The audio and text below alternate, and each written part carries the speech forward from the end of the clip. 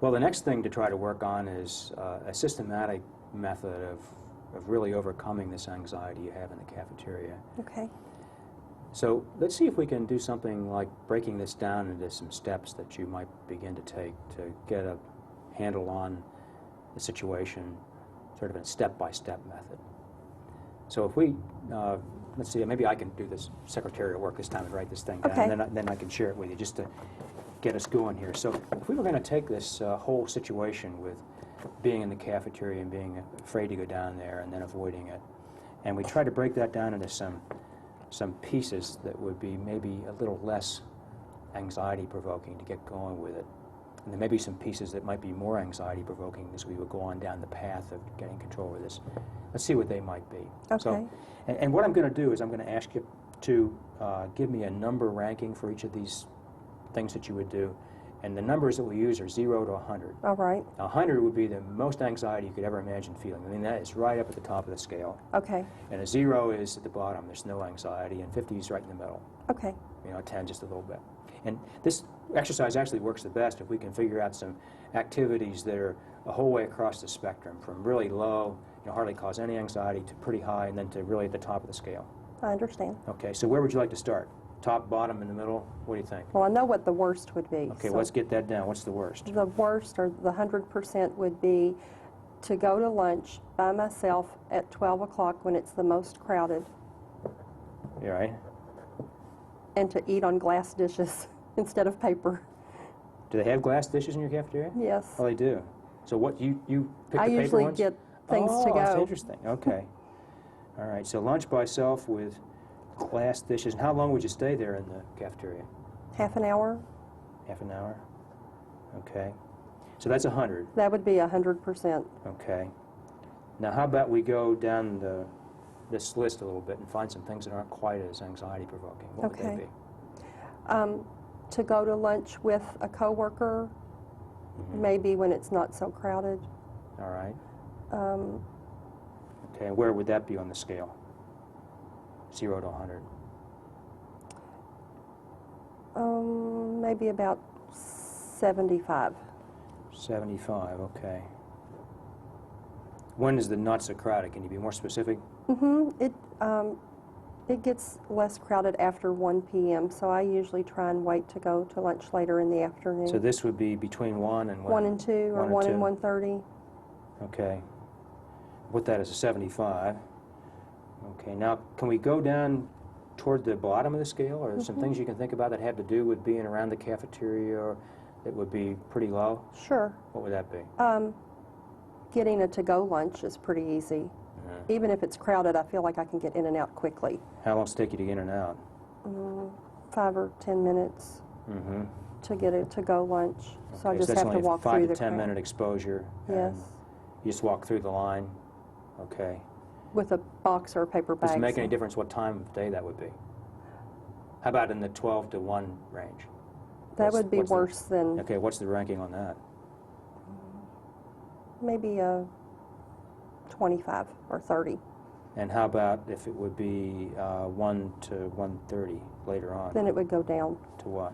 to maybe 15. Okay, that's interesting, isn't it? So at the time of day, it does make a difference. It does, because of Uh-huh. how many people are down there. Go from 1 to 1:30, and that's about a 15. Okay, that's good. Now, is there anything that's even lower than that?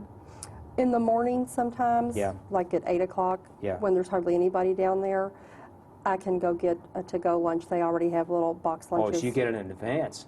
Oh, I see. Okay, and what would that rating be?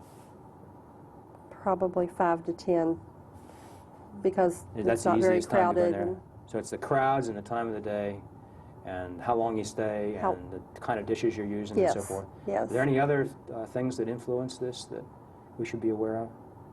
Crowd, time, dropping things. Those are the big issues, I think. I guess there's also the thing about whether you're with somebody you know. That's true. Yeah, if I'm alone, I feel a little more panicky. Okay. What if you would go in the morning, 8 a.m., with one of your buddies, That'd be pick up a take-to-go lunch? That's piece of cake. piece of cake. Is that a 0? Yeah, Okay, we got a 0. Great. yeah. All right, now, just to go to the whole other end of the scale, is there anything that would be actually over the top? I mean, this would be even, I said 100 was the top, but some people that I work with say, oh, there's 150 right here. I think Well, you told me to drop my tray on purpose. That would be over the top. All right, okay. If I dropped glass dishes on purpose at lunchtime, Okay, and what rating would that be? 125. 125, okay. All right. Well, let's just think if we can pick a few more things that are in the middle, and then maybe we'll fill in more of this for homework and figure out a Okay. plan of attack for actually getting moving with this. So can you think of something that's here in the middle in the 50, 60, or 40 range?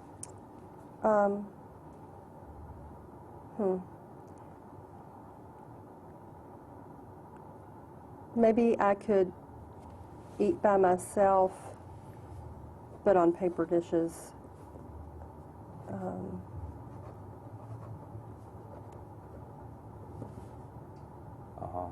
And what would that be? Maybe a 40. And what time of day is that? If it was after the crowd, it wouldn't be as high. So 1 to 130, what are we dealing with here? About a 40%. 40%, okay. Okay, is there anything that's in maybe 35% range? A little bit less anxiety provoking than that? Think one more thing to put in there?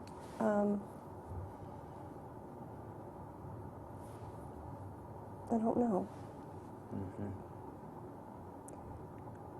Well, I bet there's some other things that we haven't thought of. We don't have the time to go Yeah, into... like getting things to go. or- Right, to all the details. But maybe you could think about that for homework and try to Okay. fill this in. Generally, if there are 10 or 12 things at least, and they're across a whole range, it helps you. All right. Now let's just talk about the basic principles here. Okay.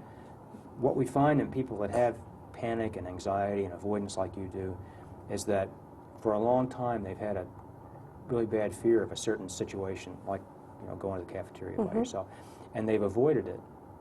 And so every time they stay away from it, it just builds up the fear in their minds. Can you see that? Yes, because I even dread like walking to it. Yeah. I start getting anxious Yeah. on the way. We found it's like people that are fearful of heights. They avoid heights, so then every time they think of going to heights, it just makes it worse. So there are really only two ways that we can break this pattern. One is you have to work on the fearful thoughts, which you've already been doing. Right. We did some work earlier on that fear that you would drop the tray. Right. And the other thing is to actually break the pattern of avoiding it. And that takes a little bit of oomph from you to try to tackle this. And this system of laying things out like this in a systematic way is often the secret to success.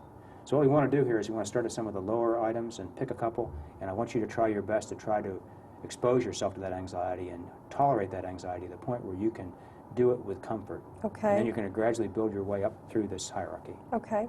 Is that all right? Sure. Okay. So as we look at this scale, we had here, for example, in the morning, this is we already can do something that doesn't cause any anxiety. That's going with your buddies to pick up the Like to go lunch get a in advance. donut Yeah. at breakfast isn't bad. But we have things that you're already doing that cause, I guess, a low amount of anxiety, like to pick up a lunch to go from 1 to 1:30.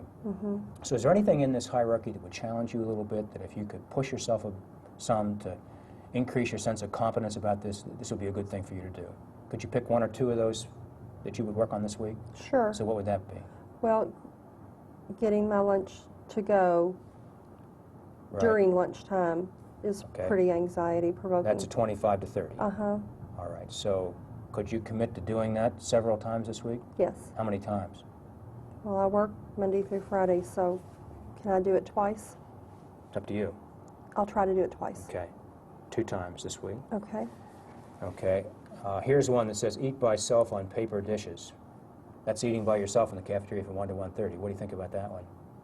That's a 40. Yeah. Can you do that once this week? I will try At to do least? it once. Okay. And if you can do those 3 things plus fill in the gaps here, then I think that'll be a really excellent start. Okay. All right? Now, what do you think about doing this? I think it's going to make me more anxious, but I will try to remember my breathing, Good. and I'll do a worksheet afterwards so that I kind of can journal about how I Yeah, felt great idea. and what I thought. Yeah, yeah. Now, it very well may make you more anxious, but I want to tell you that that is not bad. In fact, that's good. Okay. That might seem strange that I want you to It be more does. anxious, doesn't it? The reason I want you to be more anxious is if you can confront the anxiety and learn to tolerate the anxiety, know what it is, and not run away from it, that's really going to move you way ahead in reaching your goals. And I'm not going to faint or die. Right. Okay. Okay. Very good. Well, now I know what you do.